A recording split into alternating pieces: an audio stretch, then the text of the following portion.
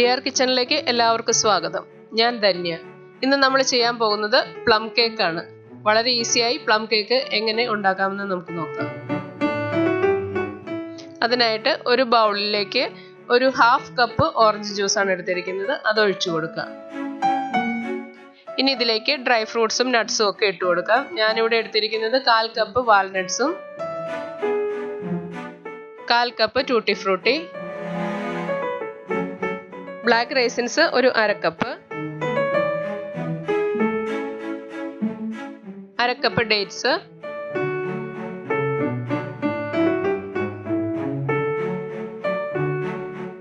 1/4 cup cashew nuts. നമുക്ക് ഇഷ്ടമുള്ള രീതിയിൽ ഡ്രൈ ഫ്രൂട്ട്സ് എടുക്കാം. നമ്മുടെ കയ്യിൽ എന്താണ് അവൈലബിൾ ആയിട്ടുള്ളത് അത് എടുക്കാം. അതിനുശേഷം ഇത് നന്നായി മിക്സ് ചെയ്ത് ഇതിന് നമുക്കൊരു 1/2 മണിക്കൂർ മാറ്റി വയ്ക്കാം.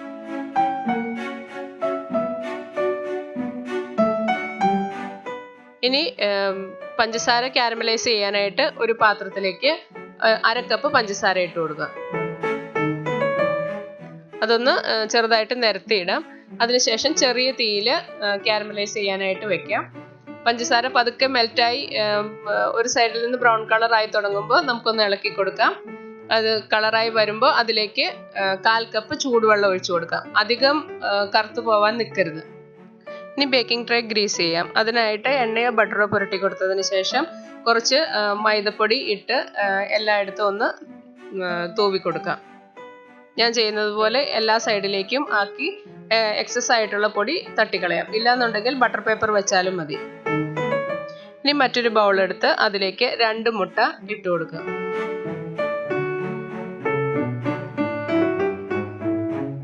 അതൊരു ഹാൻഡ് വിസ്ക് വെച്ച് നന്നായി ബീറ്റ് ചെയ്യാം.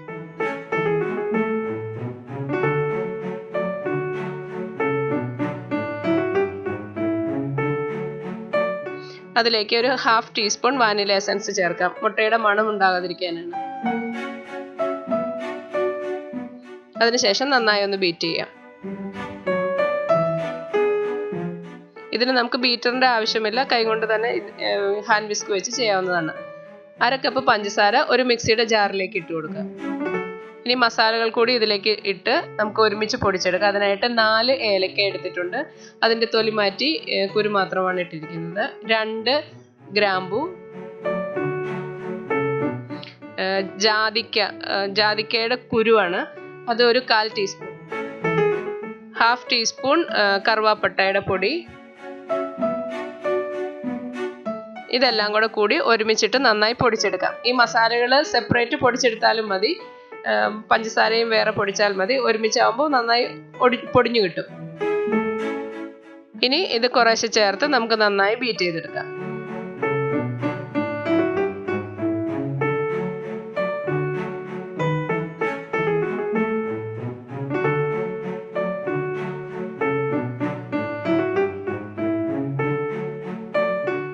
രണ്ട് 3 പ്രാവശ്യമായി ഇട്ടുകൊടുത്ത് ബീറ്റ് ചെയ്യുന്നതാണ് നല്ലത്. ഇപ്പൊ നന്നായി പതഞ്ഞു വന്നിട്ടുണ്ട്. ഇനി ഇതിലേക്ക് ഒരു 1/2 കപ്പ് ഓയിൽ കൂടി ചേർത്ത് കൊടുക്കാം. വെളിച്ചെണ്ണ ചേർക്കരുത്, മണമില്ലാത്ത ഏത് ഓയിലാണെങ്കിലും കുഴപ്പമില്ല. ഓയിൽ ഒഴിച്ചതിന് ശേഷം നന്നായിട്ട് ഒന്നുകൂടി ബീറ്റ് ചെയ്യാം.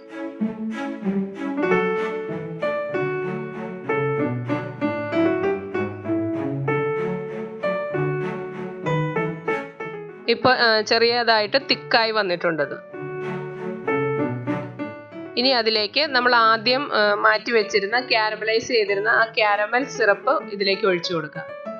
കാരമൽ സിറപ്പ് ചൂടാറിയതിന് ശേഷം വേണം ഇതിലേക്ക് ഒഴിച്ചു കൊടുക്കാൻ. ഇനി ഡ്രൈ ഇൻഗ്രീഡിയൻസ് പ്രിപ്പയർ ചെയ്യാം. അതിനായിട്ട് ഒരു അരിപ്പ വെച്ച് അതിലേക്ക് മൈദ 1 കപ്പ്, ബേക്കിംഗ് സോഡ 1/4 ടീസ്പൂൺ,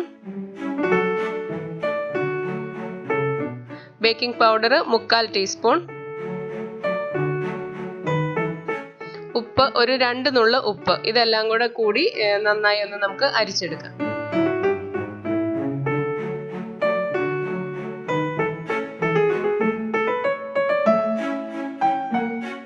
ഇനി അതിലേക്ക് ഓറഞ്ച് സെസ്റ്റ്, അതായത് ഓറഞ്ചിന്റെ തൊലി ചിരണ്ടി എടുത്തതാണ്.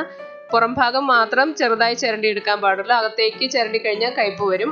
ഓറഞ്ച് അതിനു മുമ്പ് നന്നായി ഉപ്പുവെള്ളത്തിൽ കഴുകിയതിന് ശേഷം മാത്രമേ എടുക്കാവുള്ളൂ. ഇനി ഇത് നന്നായി മിക്സ് ചെയ്യാം.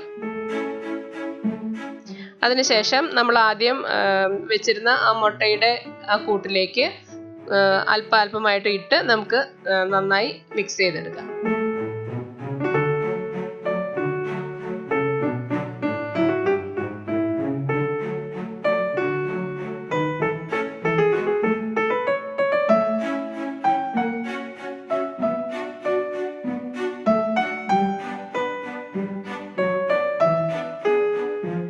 ഇപ്പോൾ പൊടി മുഴുവൻ ചേർത്ത് കൊടുത്ത് നന്നായി മിക്സ് ചെയ്തിട്ടുണ്ട്.